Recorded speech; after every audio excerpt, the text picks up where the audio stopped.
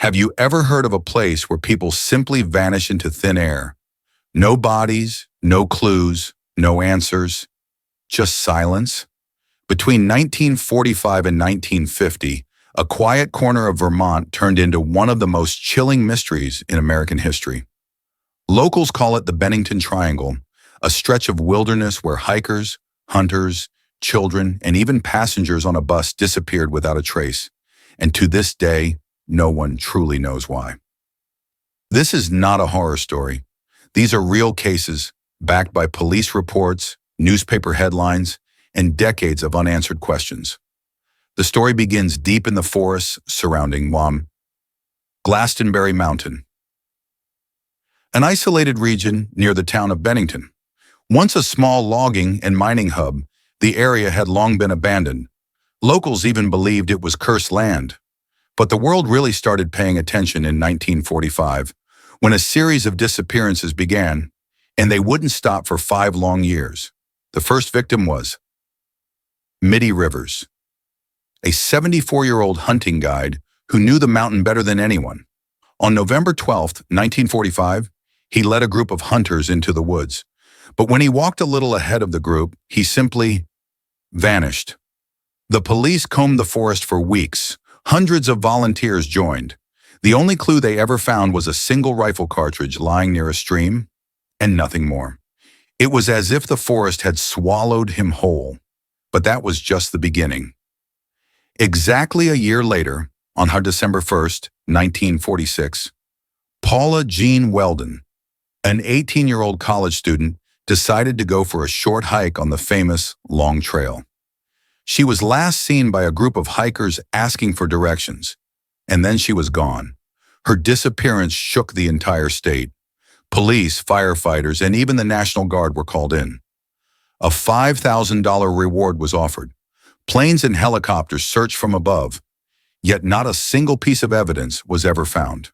Not her clothes, not her backpack, not even footprints. The failure to solve Paula's case was so embarrassing for Vermont authorities that it led directly to the creation of the Vermont State Police in 1947. Even with the new agency in place, though, the disappearances continued. 3 years later, in December 1949, the mystery took a bizarre turn. James Tedford, a 68-year-old veteran, boarded a bus heading back to the Bennington soldiers' home. Passengers confirmed he was there just minutes before arrival. But when the bus pulled into Bennington, Tedford had vanished from his seat, his belongings still there, even his bus timetable. Police called it impossible, yet they had nothing to investigate. A man had seemingly disappeared. Mid-journey.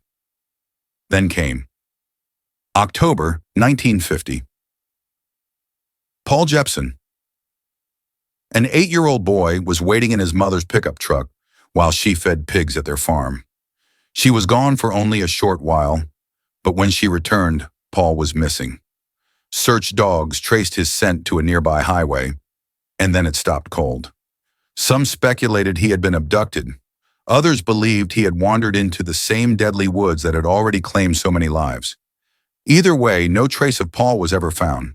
The final and perhaps most chilling case occurred just weeks later. Frieda Langer, 53, was hiking with her cousin near Somerset Reservoir when she slipped into a stream. She decided to head back to camp to change clothes. She never returned. Unlike the others, Frieda's body was discovered, but not until 7 months later, in an area that search teams had already combed thoroughly.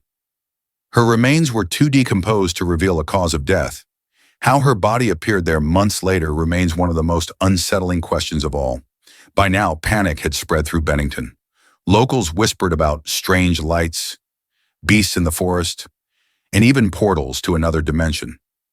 Police tried to calm the public, suggesting the victims were likely lost to accidents, exposure, or foul play.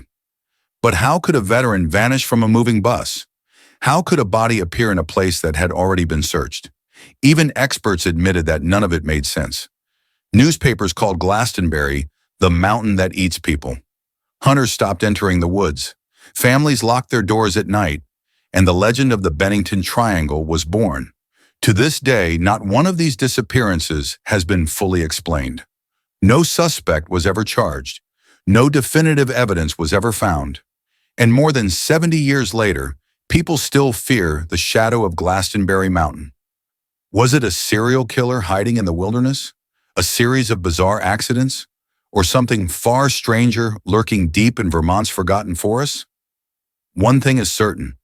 Once you step into the Bennington Triangle, you may never step out again.